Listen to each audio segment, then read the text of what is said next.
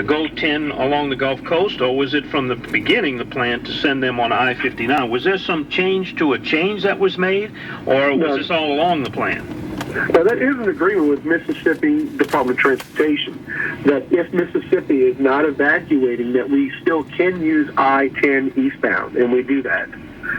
In this situation, it was deemed fit that they had to close it, and we're making all traffic go on I-59 north. Okay, so that was basically an option, but the door was closed on that option because enough people from Mississippi are utilizing I-10 to warrant people from Louisiana from getting in there. Now, is that portion of I-10 east of 59, is that in a contraflow coming to the west, or is it going both ways? I'm sorry, I misunderstood what you were saying. All right, I-10 east of Interstate 59 going to the Gulf Coast, is it in a contraflow heading west from people from Mississippi and the Gulf Coast, Alabama, coming this way, being forced onto 59, or is that traffic moving both ways east of I-59 on 10? It could be moving both ways. In contraflow, if Mississippi was evacuating, the westbound traffic on I-10 coming into Louisiana would be forced on I-59. That's the agreement that we have with our partner in the state if they have to evacuate their personnel and their citizens from their low-lying areas. The reason I was asking that question, if someone chooses to go up 90 and cross the Wrigley's and get into 190 along the Gulf Coast and then eventually get back on 10, they would be able to do that. Right. I would suggest contacting Mississippi Highway Patrol and seeing which roadways are open over there. If you're going to get off the beaten path and go on some of those state highways from Mississippi, it would be a good idea to check with them and see what's open and what's not. In fact, I think we'll do that. We'll suggest that our producers get in touch with the Mississippi Highway Patrol and find out what roads other than I-10 would be coming in maybe from Louisiana where they could get on I-10 if they insist on traveling along the Gulf Coast area on Interstate 10. Joe, anything else we need to cover? No, we will try to keep you updated with traffic reports and what we have going on. Right now we have no accidents or breakdowns that are going on. So traffic is moving. It's just moving at a slower pace, especially for northbound traffic. All right, that's great news. Thank you so much, Joe. We appreciate it. As always, we'll be talking with you throughout the day. Thank you. All right, that is State Police Trooper Joe Piglia, and now it's time for our Hurricane Gustav weather update. We go to Carl Arredondo in the WWL-TV Weather Center. Carl, what's the latest? Well, not much change. We're still waiting for the new advisory that's going to come out in about an hour and 30 minutes. That last report, the winds have weakened to 120 miles per hour, which is certainly good news. That's still a Category 3 hurricane. Katrina, when it came on shore, had winds of 125, so this is just below that, but we do still think that there is the possibility for some strengthening with this system as it continues towards our coastline. We'll have to see if the Hurricane Center, when their new advisory comes out, if they keep it as a 3 or still increase it to a 4 before it makes landfall.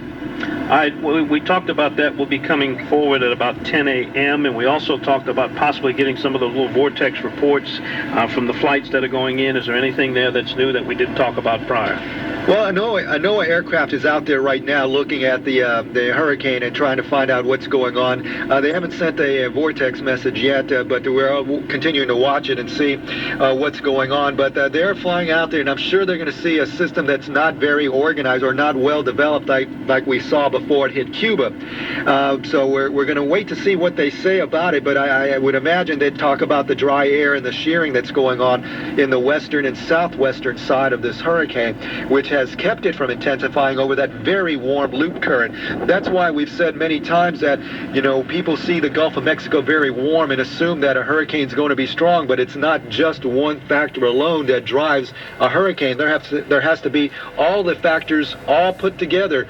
Just like when I give an analogy, when I go to school talks, you have to have all the ingredients to bake a cake. If you have all the ingredients in a bowl, but you don't have a cake, you have to mix them just right and bake it just right. So that same thing I use in the atmosphere. All the ingredients have to be there for something to happen that you expect. The warm waters are there, sure, but we don't have the light winds right now going on all around the hurricane, and we also have some dry air. That's not an ingredient that you would need for a hurricane to intensify. So right now, we have just some of the ingredients, but not all of them, which is good news for us because it hasn't intensified as expected over this warm loop current.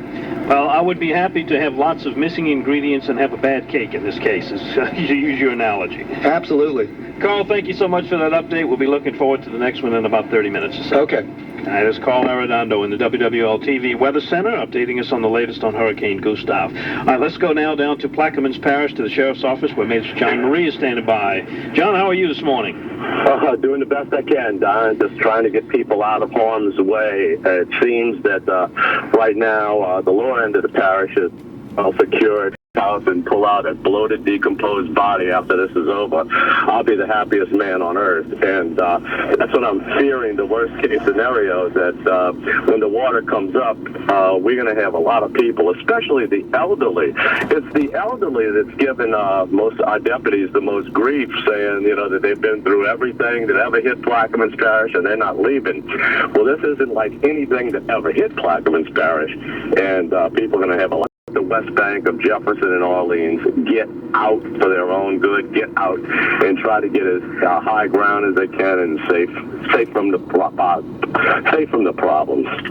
John, the parish president, Billy Nungesser, had an emergency operation going and trying to increase the height of that levee down there. Is that still underway, or has that been pretty much abandoned, looking at the situation? They're working throughout the day, and as long as we have good weather, they're going to keep trying to do it. My fear right now, and my big fear, is that no matter the greatest efforts of mankind, this storm surge will still top the levees no matter how high they are, especially those back levees coming out of Barataria Bay, and we're just going to have a lot of problems, a lot of water, and what I don't think people realize, Don, is that you might go a week, 2 weeks without water, without sewerage, without food, without anything, and that's why we want to get these people out of harm's way.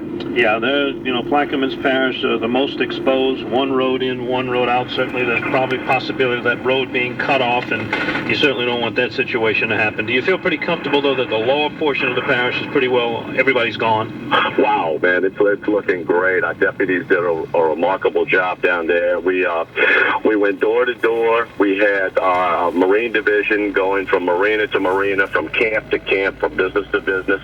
We also had our helicopter in the air broadcasting to people, please leave, and they heeded the warning early. People in South Plaquemines, they've been through this rodeo many times, and they're tired of riding that bull. They're all left, and right now our biggest concern is the people in the upper area of the parish, especially in Belchase.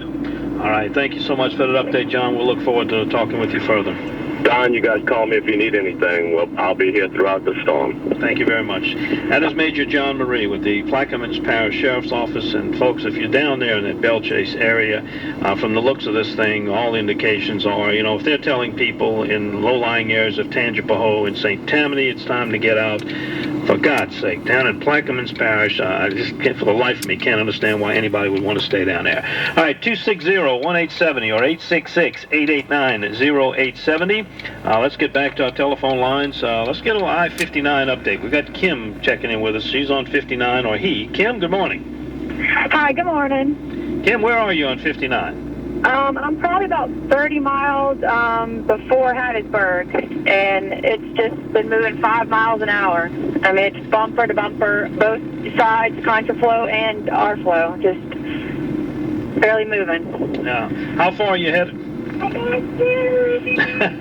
like you have an unhappy camper there, boy. Yeah, I have 2 unhappy campers, actually. My little one's 3. Today's his 3rd birthday, so. Well, happy birthday to him. I hope you can find a cake for him before the day ends. We might not be able to get to a store soon enough. Kim, hopefully your journey will not be any more difficult. It should get better as you get further north. Yeah, I'm just trying to find out if you've heard anything about how far, it's like this. I mean, it's, like I said, barely moving. Well, we will invite our many, many listeners and travelers to give us a call and update us. Maybe someone is... Where are you located? We're looking for somebody further north than you. Where are you exactly? I think about mile marker 20 into Mississippi, about probably 30 miles before we get to Hattiesburg. And I left Slidell. It's been about 2 hours that we've been on the road, and I haven't even reached Hattiesburg. So. And where are you headed from there? I'm actually trying to go 90 miles northeast of Meridian to Columbus, Mississippi. Uh-huh. Well, there's some options. I don't know if I could tell you to take those. They may be better. Instead, if you don't like the interstate bumper to bumper, and before you get to Hattiesburg, you